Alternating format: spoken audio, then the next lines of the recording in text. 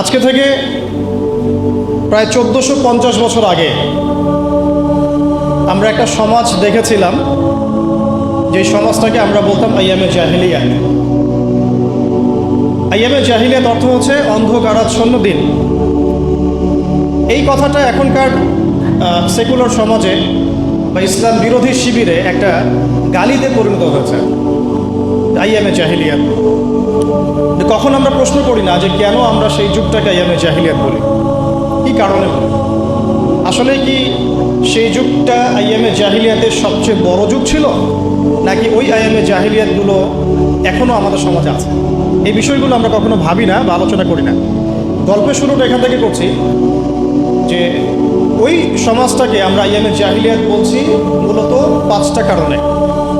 মনে রাখার চেষ্টা করবো ইনশাআল্লাহ। 1 নম্বর কারণ ছিল শিরক, আল্লাহ পাকের তাওহীদের সাথে, একত্ববাদের সাথে অংশীদার সাব্যস্ত করা, শিরক। আমাদের ইউনিভার্সিটিতে শিরক নামে কোনো চ্যাপ্টার নাই, কোনো ফ্যাকাল্টি নাই। আল কুরআনুল কারীমে আল্লাহ পাক বলেছেন, ইন্নাশ শিরকা লাযুলমুন আযীম।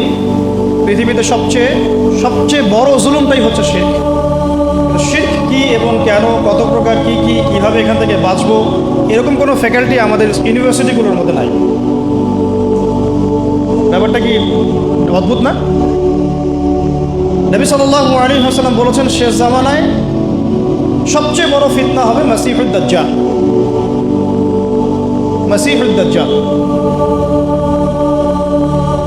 আনফরচুনেটলি সবচেয়ে বড় ফিতনা সম্পর্কে আমাদের কোনো ফ্যাকাল্টি নাই।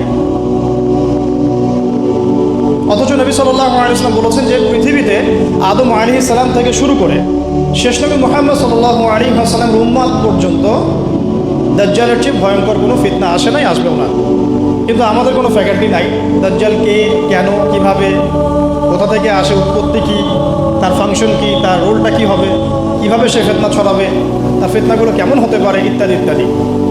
তো যেটা বলছিলাম, এই বড় বড় বিষয়গুলো নিয়ে আমাদের কোনো ফ্যাকাল্টি নাই। এটা অদ্ভুত না? এই ওয়ার্ল্ডে ইসলামিক ইকোনমিক্স যারা জানেন না বা বুঝেন না, তারা কোনো না কোনোভাবে হারাম খাবেনই খাবেন, কোনো না কোনোভাবে হারামে লিপ্ত হতেই হবে। কিন্তু ইসলামিক ইকোনমিক্স এবং মডার্ন ইকোনমিক্স, যেটা ওয়ার্ল্ড ব্যাংক এবং IMF-এর আন্ডারে চলে, এটার কম্প্যারিজন নিয়ে আমাদের সাবজেক্ট খুব একটা নাই।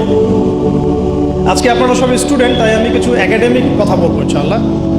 তো শুরুটা গল্প থেকে যদিও করেছি, আমার টপিকটা কিন্তু একাডেমিক। আমরা কিভাবে কনস্ট্রাকটিভ সিলেবাস মেনটেন করে পড়াশোনা করব, বা কীভাবে আমরা জ্ঞানতাত্ত্বিক একটা বিপ্লব সংঘটিত করতে পারি, এটাই মূল উদ্দেশ্য। একদিনের আপনাদের এই কনফারেন্সে এসে চলে যাওয়াটা